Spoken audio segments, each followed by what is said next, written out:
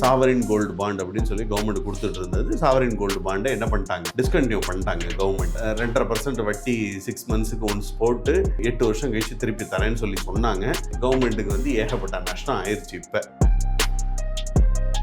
கிராமா நான் வாங்குறேன், 1 gram 2 gram காயினா நான் வாங்குறேன் அப்படின்னு வேஸ்டேஜஸும் ஜிஎஸ்டி 3%ம் அதில் இருக்கு. இது மியூச்சுவல் ஃபண்டில் வரும்பொழுது 1 லட்ச ரூபாய்க்கு வாங்கினேன்னா என்னோட எக்ஸ்பென்சஸே வெறும் 500 ரூபா தான் எக்ஸ்பென்சஸ். இதே 1 லட்ச ரூபாய்க்கு நான் கோல்டு காயின் நான் வாங்கினேன்னா எனக்கு 5% எக்ஸ்பென்ஸ் 5000 ரூபா கூட. லோன் அகேன்ஸ்ட் மியூச்சுவல் ஃபண்ட் அப்படின்னு சொல்லிட்டு நிறைய இருக்கு. நான் விற்கவே வேண்டாம், ஆனால் எனக்கு 2.5 லட்ச ரூபா கிரெடிட் ஆயிரும். அது அப்ராக்சிமேட்டாக ஒரு 10% கிட்ட வட்டி வரும். கோல்டு சில்வர் ரேஷியோ அப்படின்னு சொல்லி ஒரு ஃபார்முலா ஒன்று இருக்கு. கோல்டோட ப்ரைஸிங் என்ன இருக்கோ அதில் 50% தான் சில்வர் இருக்கணும். அதை விட எப்பப்பெல்லாம் சில்வர் ஏறுதோ அது அளவுக்கு ஈக்குவலாக கிராஷ் ஆயிரும் அப்படிங்கிறது. நாளைக்கே வந்து எல்லா சில்வரும் தீந்துற போகுது அப்படின்னு சொல்லி வாங்கினவங்க தான் நீங்கள் சொன்ன இந்த ஃபாலில் 350 400 ரூபா 420 ரூபா வாங்கினவங்க இன்னைக்கு 250 ரூபாய்க்கு குத்து வாங்கிட்டு பேசாமல் இருக்காங்க. ஓகே, இப்போ இந்த சில்வரோட ப்ரைஸ்லையுமே வந்து ஏதாவது சேஞ்சஸ் அகைன் வருமா? சில்வர் வந்து நான் சொன்ன மாதிரி அந்த பீக்கை தொட்டுட்டு கீழே இறங்கிட்டு இருக்கு. அது இன்னும் கொஞ்சம் இறங்கும், இன்னுமே டவுன்ஃபால் ஆகும். கண்டிப்பாக இறங்கும். ஓகே, அப்போ வந்து மொத்தமாக வாங்கி வச்சிருக்கவங்களுடைய நிலைமையெல்லாம் அது ஏறுற வரைக்கும் பேசாமல் இருக்க வேண்டியதான்.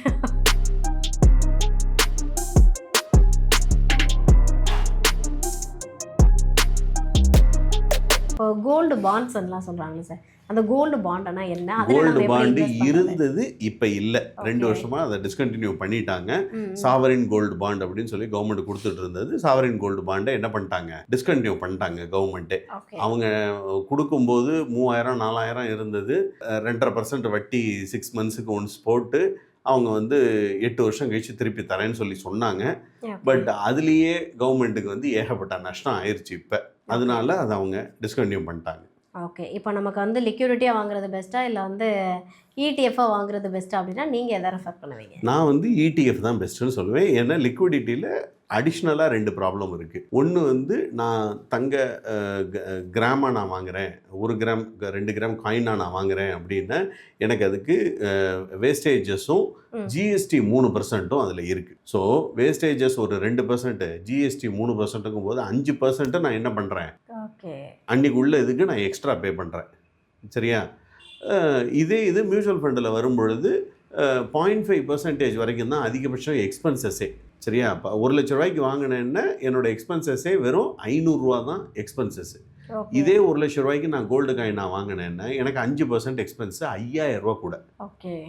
ஸோ எதில் சேவிங் அப்படின்னு பார்க்கணும். இது நம்பர் 1. நம்பர் 2, கோல்டை பொறுத்தளவு நான் காயினா நான் வாங்கினா அதை அடகு வைக்க முடியாது, நான் வீட்டில் தான் பத்திரப்படுத்தி வைக்கணும். மியூச்சுவல் ஃபண்டில் நீங்கள் வாங்கினீங்க அப்படின்னு இந்த வச்சிருக்கிற யூனிட்ஸை நீங்கள் 50% பிளட்ஜே பண்ணிக்கலாம்.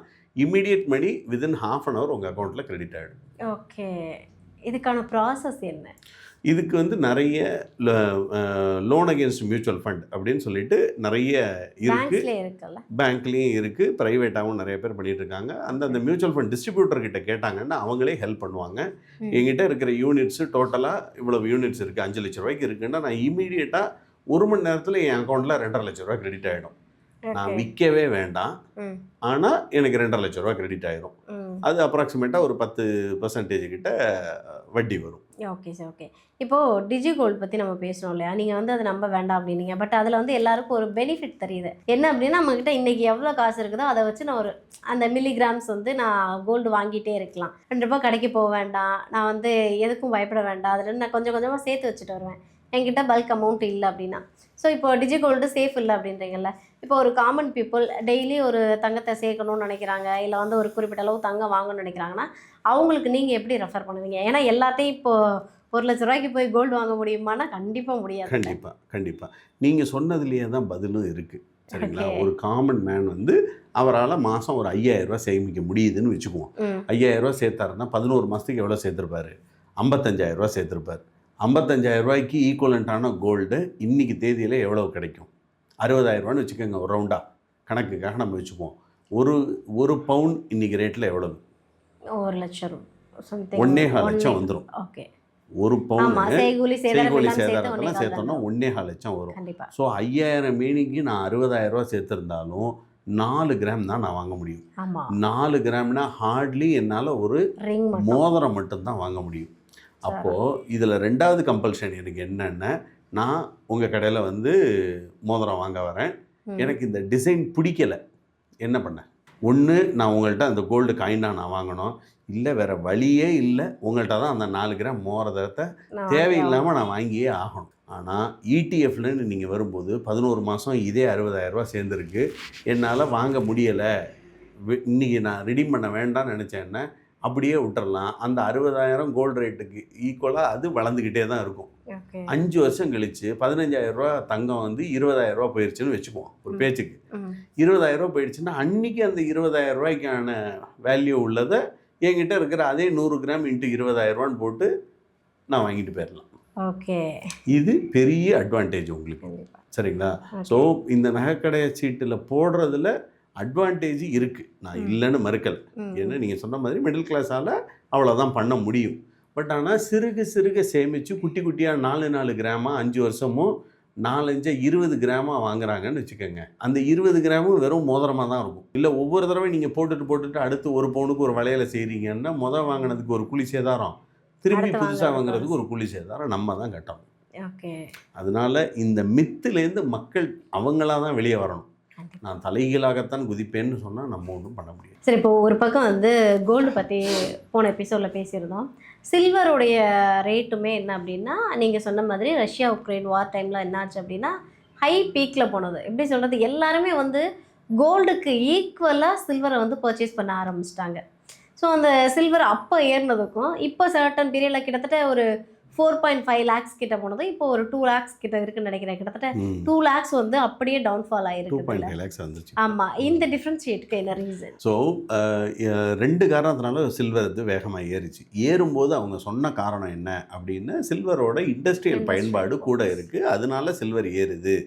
சில்வர் இனிமேல் மைனிங்கே பண்ண முடியாது, தேவைப்படக்கூடியது ஒரு 1 லட்சம் அவுன்ஸு அப்படின்னு ப்ரொடியூஸ் பண்ணுறது வந்து 60,000 அவுன்ஸ்லேருந்து 70,000 அவுன்ஸ் தான் ப்ரொடக்ஷனே ஆகுது. ஸோ ஷார்ட்டேஜ் ப்ரொடக்ஷன் இருக்குது அப்படின்னு சொல்லப்பட்டு அது வந்து சில்வர் ஏறிச்சு. ஒன்று. இன்னொன்று கோல்டு சில்வர் ரேஷியோ அப்படின்னு சொல்லி ஒரு ஃபார்முலா ஒன்று இருக்குது. கோல்டோட ப்ரைஸிங் என்ன இருக்கோ அதில் 50% தான் சில்வர் இருக்கணும் அப்படிங்கிறது, அந்த ரேட்டு மெயின்டைன் ஆகிட்டே வரணும். அதை விட எப்பப்பெல்லாம் சில்வர் ஏறுதோ அது அளவுக்கு ஈக்குவலாக கிராஷ் ஆயிரும் அப்படிங்கிறது ஹிஸ்ட்ரி நம்மளுக்கு ஒவ்வொரு தடவையும் சொல்லி கொடுத்துட்டே வந்துட்டுருக்கு. ஆனால் நாளைக்கே வந்து எல்லா சில்வரும் தீந்துற போகுது அப்படின்னு சொல்லி வாங்கினவங்க தான் நீங்கள் சொன்ன இந்த ஃபாலில் 350 400 ரூபா 420 ரூபா 410 ரூபாய்க்கெல்லாம் வாங்கினவங்க இன்றைக்கி 250 ரூபாய்க்கு குத்து வாங்கிக்கிட்டு பேசாமல் இருக்காங்க. அவங்களால அதை விற்கவும் முடியாது. திரும்பவும் என்றைக்கு எனக்கு 400 ரூபா வருதோ அன்றைக்கி தான் நான் விற்க முடியும். இல்லை இன்றைக்குள்ளே 250 ரூபாய்க்கு நான் விற்றேன்னா எனக்கு 150 ரூபா நஷ்டம். ஓகே, இதை அவாய்ட் பண்ணுறதுக்கு ஒரே ஒரு வழி தான் ஒன்று இருக்குது. டைரெக்டாக நான் ஃபிசிக்கல் சில்வர் வாங்காமல் மியூச்சுவல் ஃபண்டில் வந்து மல்டி அசட் ஃபண்ட் அப்படின்னு ஒரு ஃபண்ட் இருக்குது. இந்த மல்டி அசட் ஃபண்டில் நம்ம இன்வெஸ்ட் பண்ணுறதன் மூலமாக ஈக்விட்டி வாங்குவாங்க, டெட்டு வாங்குவாங்க, கோல்டும் வாங்குவாங்க, சில்வரும் வாங்குவாங்க. முக்கியமாக இந்த சில்வருக்கான 25%க்கான போர்ஷனுக்கு ஃபண்ட் மேனேஜர்ஸ் எல்லாம் சில்வர் பீக்கில் போச்சு இல்லையா, அப்போ ஃபண்ட் மேனேஜர்ஸ் எல்லாருமே இந்த பீக்கில் போன போது 0 பண்ணிட்டாங்க. சில்வர் அவங்கள்ட்ட இருந்த பொசிஷன் எல்லாத்தையும் என்ன பண்ணிட்டாங்க, விற்றுட்டு வெளியே வந்துட்டாங்க. ஆனால் இண்டிவிஜுவல்ஸ் தான் நம்ம என்ன பண்ணிகிட்டு இருந்தோம், இன்னும் ஏறும்னு சொல்லி அப்போ போய் ஹையர் ப்ரைஸில் வாங்க ஆரம்பித்தோம். ஸோ இது நான் டைரெக்டாக எனக்கு நாலேஜ் இல்லாமல் யாரோ ஒருத்தவங்க சொல்கிறாங்க அப்படின்னு சொல்லிட்டு வாங்கினா நம்ம மாட்டிக்குவோம். இது மட்டும் இல்லை, ஒரு அடிப்படை தத்துவம் ஒன்று என்ன இருக்குது அப்படின்னா, முதலீட்டை பொறுத்தளவு எப்போ ஒரு பொருள் அதிகமாக எல்லாராலும் பேசி வாங்கப்படுதோ அந்த பொருளுக்கான விலை ஏறின வேகத்தில் இறங்கிருங்கிறது ஒரு அடிப்படை தத்துவம். அது நீங்கள் எந்த பொருளை வேணாலும் எடுத்துக்கங்க. இப்போ உதாரணத்துக்கு தக்காளி வந்து ஒரு பீரியடில் வந்து கிலோ 100 ரூபா 200 ரூபான்னு இருக்கும்.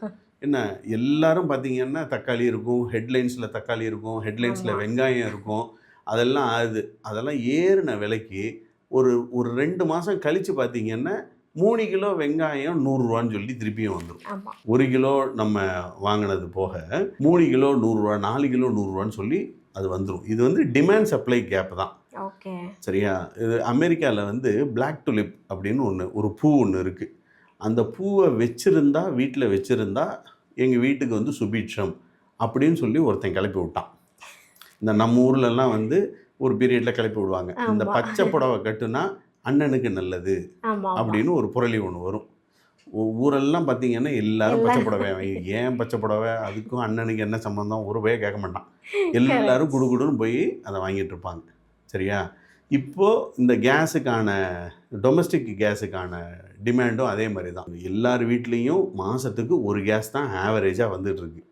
கேஸ் தீந்துருச்சு, இனிமேல் உங்களுக்கு வராதுன்னு ஒரு புரளி வரவும் எல்லாரும் என்ன பண்ண ஆரம்பிச்சிட்டாங்க, ஆளாளுக்கு கேஸை கிடுகிடுன்னு புக் பண்ண ஆரம்பிச்சிட்டாங்க.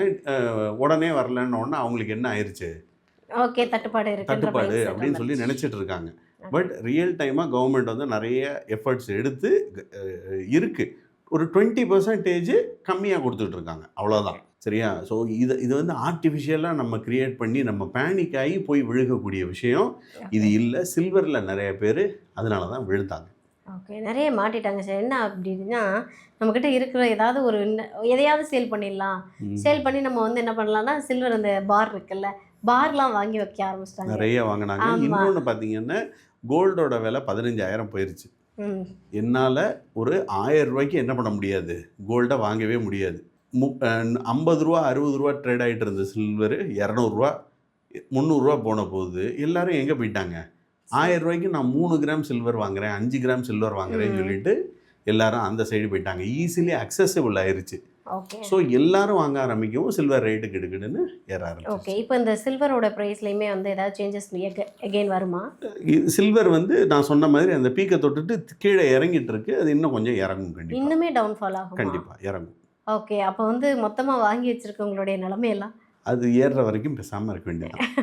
பத்திரமா வச்சுக்கலாம் அப்படின்றீங்க. ஓகே, இப்போது அந்த சில்வரில் இப்போ நம்ம சொன்னோம், அந்த எமர்ஜென்சி டைம் வந்து ஹைக்காக போகுது அப்படின்றப்ப எல்லாரும் பார் வாங்கினாங்க, லிக்யூடிட்டியாக வாங்கினாங்கல்ல, அதுக்கு ஆல்டர்னேட்டிவாக வேறு என்ன பண்ணியிருந்தா இப்போ அவங்க சேஃப் ஜோனில் இருந்திருக்கலாம்? ஹையர் ப்ரைஸில் யார் எந்த இடத்த வாங்கியிருந்தாலும், எந்த ப்ராடக்டை வாங்கியிருந்தாலும் அவங்க திரும்பவும் அந்த ப்ரைஸ் வர வரைக்கும் விற்று தான் ஆகணும். கோல்டுக்கு வந்து அந்த சப்போர்ட் லெவல் 12,000 13,000 ஹெவி சப்போர்ட் இருக்குது. 8,000 கோல்டு இருந்தபோது 10,000 போன வரைக்கும் யாரும் பெரிய லெவலில் கண்டுக்கலை. அப்போ சர்ஜ் ஆஃப் பர்ச்சேசிங் யாரும் பண்ணலை. அது ஏதோ ஏறுதுப்பா, அது போருன்றாங்க என்னமோ அப்படின்னு சொல்லி இறங்கிரும்னாங்க. 10,000 தாண்டின உடனே தான் போச்சுப்பா, 10,000 தாண்டிடுச்சு, இனிமேல் நான் வாங்க முடியாதுன்னு சொல்லிட்டு 10லேருந்து 12 13க்கு நிறைய பேர் போய் பர்ச்சேஸில் வாங்கினாங்க. ஸோ இப்போ 13லேருந்து 15 வந்து ஒரு பலூன் ப்ரைஸிங் தான். ஸோ இந்த 13,000 தாண்டி கீழே இறங்குறதுக்கு வாங்கி வச்சவந்தாலும் விற்றா தான் என்ன பண்ண முடியும், அது ரியலைஸே ஆகும். நான் 13,000க்கு கீழே நானே விற்க மாட்டேன், என்கிட்ட இருந்தால் இருந்துட்டு போகுதுன்னு எல்லாரும் நினைக்கிறதுனால தான் அந்த சப்போர்ட் ப்ரைஸ்லேயே அது அப்படியே நின்றுட்டுருக்கு. ஓகே, இப்போ நம்ம சில்வர் வந்து லிக்யூடிட்டியாக இல்லாமல் இப்போ கோல்டுக்கு வந்து நமக்கு ETF இருக்குல்ல சார், ஸோ அதே மாதிரி வந்து சில்வரையும் நம்ம சேவ் பண்ண முடியுமா? சில்வர் ETF இருக்குது. ஒரு சில ஃபண்ட் ஹவுசஸில் கோல்டன் சில்வருன்னே ஃபண்டே இருக்குது. கோல்டும் வாங்கிக்கலாம், சில்வரும் வாங்கிக்கலாம். ஒரே ஃபண்டில் ரெண்டையும் சேர்த்து வாங்கிக்கலாம். ஓகே, ஸோ அது வந்து ஃப்ளெக்சிபிளாக தான் இருக்குது. பட் இவ்வளவு நம்ம சொன்னாலும் நம்ம இன்னிலிருந்து ஒரு 10 வருஷம் முதலீடுன்னு சொல்லி வந்தால் ஒரு 5 to 7 years horizon 10 years horizon தான் நம்ம பார்க்கணும். இப்போ இந்த நீங்கள் கேட்டிங்கல்ல 300 ரூபாய்க்கு வாங்கினவங்க நிலைமையெல்லாம் என்ன அப்படின்னு, 10 வருஷம் அவங்க பேசாமல் இருந்தாங்கன்னா ஆவரேஜாக ஒரு வருஷத்துக்கு 8 to 10% சில்வர்லாம் ஏறும். அந்த ஏற்றத்தில் அடுத்த ஒரு 5-7 வருஷத்தில் அவங்க வாங்கின ப்ரைஸு வர ஆரம்பிச்சோம். இப்போ வந்து இந்த சில்வர் பார்த்தீங்க அப்படின்னா 4.5 lakhsக்கு போகும்போது எல்லாரும் வந்து பார் வாங்கினாங்கல்ல கிலோ கணக்கில். ஸோ அட்லீஸ்ட் வந்து அந்த டைமில் பார் வாங்காமல் அந்த 4.5 lakhsையும் இன்கேஸ் நீங்கள் சொல்கிற மாதிரி மியூச்சுவல் ஃபண்ட்ஸ் இதெல்லாம் போட்டிருந்தா ஒரு 5 yearsல அந்த இன்ஃப்ளமேஷனுக்கு எந்த அளவுக்கு மணி கிடச்சிருக்கும் உங்களுக்கு? கரெக்ட். இது பார்த்தீங்க அப்படின்னா இந்த சில்வர் ஏறும் பட்சத்தில் நான் சொல்கிறது இந்த கடந்த ஒரு வருஷத்தில் அந்த 4.5 lakhs இல்லை 5 lakhs வச்சுக்குவோம் ரவுண்டாக. அதில் 5 lakhsக்கு வந்து அவங்க சில்வரில் ஹேண்டில் பண்ணியிருந்தாலோ, சில்வர் வந்து கிட்டத்தட்ட 50% அது ஏறினதில் கீழே விழுந்திருக்கு. கோல்டு வந்து கிட்டத்தட்ட ஒரு 15% அதோட பீக்லேருந்து கீழே விழுந்திருக்கு. ஈக்விட்டி மார்க்கெட்டும் ஈக்குவலாக 15% கீழே விழுந்திருக்கு. 86,000 பாயிண்ட்லேருந்து 72,000 பாயிண்ட் வரைக்கும் அதுவும் விழுந்திருக்கு. அது ஒரு 15%. ஸோ நீங்கள் கோல்டில் இன்வெஸ்ட் பண்ணியிருந்தாலும் சரி, சில்வரில் இன்வெஸ்ட் பண்ணியிருந்தாலும் சரி, ஈக்விட்டியில் இன்வெஸ்ட் பண்ணியிருந்தாலும் சரி, சில்வரில் வந்து லாஸு அப்படியே 5 லட்ச ரூபா போட்டது 2.5 லட்ச ரூபா தான் இருக்கும். அது இடிஎஃப்ல போட்டிருந்தாலும் சரி, பாரோட விலைனாலும் சரி, அதே தான். கோல்டு அண்ட் ஈக்விட்டியில் போட்டிருந்தவங்களுக்கு 5 லட்ச ரூபா போட்டவங்களுக்கு 15% இறங்கியிருக்கும். 15%னா இது ஒரு 50, அது ஒரு 25, 4,25,000 இருக்கும் வேல்யூ அப்ராக்சிமேட்டாக நான் சொல்கிறேன். சரியா? ஆனால் இன்னையிலிருந்து அடுத்த 5 வருஷம் அப்படின்னு சொல்லி பார்த்தா இந்த அமௌண்ட் வந்து ஆட்டோமேட்டிக்காக அவங்களுக்கு டபுளுக்கு மேலே கிடைக்கிறதுக்கு நிறைய வாய்ப்புகள் இருக்குது. ஏன்னா எப்போ ஒருக்க மார்க்கெட்டு 2 வருஷம் தொடர்ச்சியாக நெகட்டிவ் ரிட்டர்ன் கொடுத்துக்கிட்டே இருக்குது, இல்லை ஃப்ளாட் ரிட்டர்ன் கொடுத்துட்ருக்கோ, 4வது 5வது வருஷம் அது ஆட்டோமேட்டிக்காக அந்த இன்ஃப்ளேஷன் ரிட்டர்னை தாண்டின ஒரு 5%க்கு எக்ஸ்ட்ராவாக தான் இது வரைக்கும் கொடுத்துட்டு இருந்திருக்கு. Okay sir. ஓகே. மார்க்கெட் எப்பப்பெல்லாம் கீழே விழுகுதோ அப்பப்பெல்லாம் உள்ளே இன்வெஸ்ட் பண்ணவங்களுக்கான ரிட்டர்னை நான் சொல்கிறேன். இப்போ இந்த சில்வர் வந்து ஏப்ரல் 1ஆம் தேதிக்கு மேலே அடகு வச்சுக்கலாம் அப்படின்ற ஒரு நாம்ஸ் வந்ததில்ல, அது இப்போ இருக்குதா, வரப்போகுதா? இருக்குது, அது ஏற்கனவே இருக்குது. பேங்க்ஸில் வந்து பெரிய லெவலில் வாங்கலை, பட் இப்போ உள்ள ரூல் பிரகாரம் அவங்க பண்ணுறாங்க. நிறைய ப்ரைவேட் லெண்டர்ஸ் வந்து சில்வரை முன்னாடியிலேருந்தே வாங்கி வச்சுட்டு கொடுத்துட்டு தான் இருக்காங்க. இல்லை இப்போ ஏப்ரல் 1ஆம் தேதியிலேருந்து ஏதோ ஒரு ரூல் வந்து அமலுக்கு வரப்போகுது அப்படின்னு சொல்லி. இல்லை சில்வரையும் நம்ம வந்து பிளட்ஜ் பண்ணிக்கலாம் அப்படின்னு சொல்லியிருக்காங்க. பேஸ்ட் ஆன் பியூரிட்டி அந்த இது வந்து நம்ம பிளட்ஜ் பண்ணிக்கலாம். சில்வர் பார் இல்லை லிக்விடிட்டியாக இருக்கக்கூடிய சில்வர் எதுக்கு பாராக இருக்கிறதுக்கு தரமாட்டாங்க. எப்படி காயினுக்கு தரமாட்டாங்களோ அதே மாதிரி பாருக்கு தரமாட்டாங்க. சில்வரை வந்து ஆர்னமெண்டல் சில்வர் அந்த மாதிரி உள்ளதுக்கு தருவாங்க. ஓகே.